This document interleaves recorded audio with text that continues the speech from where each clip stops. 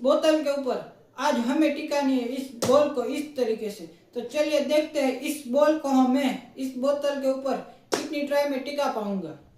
इस बोतल के अंदर मैं डाल देता हूँ इस ताले को, ताकि ये बोतल बार बार गिर ना जाए।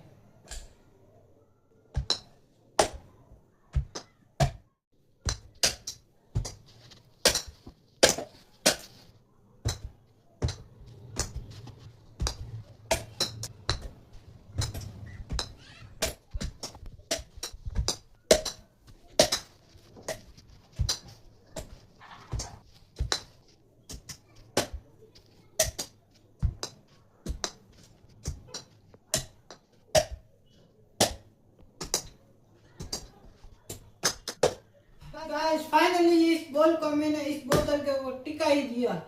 लिटरली गाइस 15 से 20 मिनट तक मैंने ट्राई किया, तब जाके चैलेंज खत्म हुआ।